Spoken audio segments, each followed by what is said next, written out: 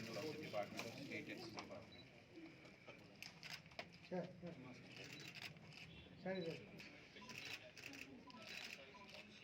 See, for 2022-23, it has been notified, it has been put in the public domain. It is broadly a policy which is similar to the policy of the last year. There are certain objectives of the policy which have been defined very clearly in the policy. The basic purpose is to generate greater social consciousness and awareness about the harmful effects of liquor, alcoholic beverages and drug abuse. जो auction process है ये transparent होना चाहिए, accountable होना चाहिए, तो वो तो रखा है.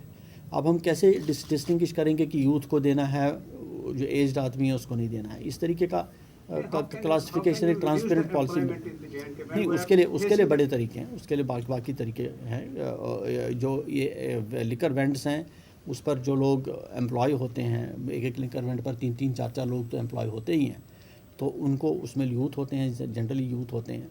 बेशक प्रॉपरेटर कोई और हो, अगर एज्ड पर्सन भी हो उसमें यूथ होते हैं, तो उसका बढ़ावा और हम देने को तैयार हैं. और दूसरा ये कि अगर किसी ने बिज़नेस करना हो, बैंक के पास लोन के लिए जाना है, उसमें भी हम मदद करने को तैयार. बताया आपको कि ये पॉलिसी पिछले साल की पॉलिसी की तर्ज पर है, लेकिन इसमें क्लॉज रखे हैं.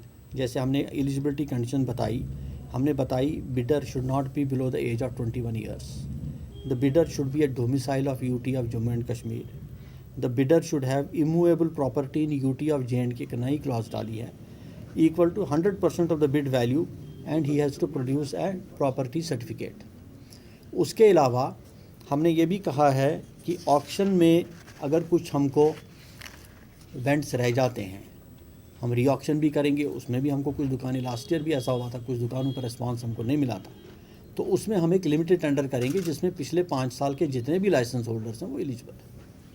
वही मैं कह रहा हूँ, जो हमारा सिस्टम है ई ऑक्शन का, ये एक third party Jammu and Kashmir bank का ई ऑक्शन का पोर्टल है, उसके ज़रिए ई ऑक्शन होगा.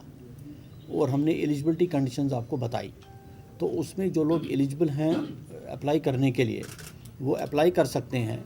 और उसको पूरे ऑनलाइन सिस्टम है, इसमें कोई हैंकी पैंकी का सवाल नहीं पैदा होता है.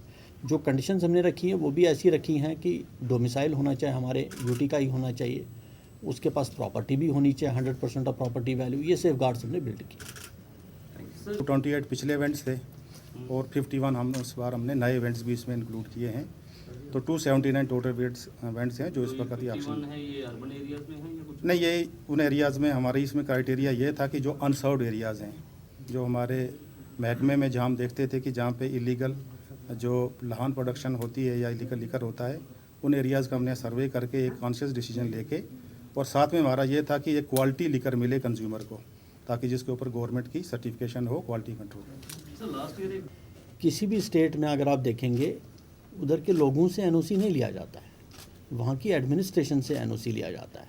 वहाँ के डिफरेंट जो इंस्टीट्यूशंस हैं, आपका स्कूल एजुकेशन डिपार्टमेंट हो गया, या वहाँ पर कोई इस तरीके का ये हॉस्पिटल है, इस तरीके के इंस्टीट्यूशंस हैं, तो उनसे NOC लिया जाता है. उसमें डिफाइंड है, इसमें एक्ट, कोर्ट की रूलिंग्स हैं, एक्ट है, रूल्स भी हैं, उसमें सारी चीज़ें मेंशन्ड हैं.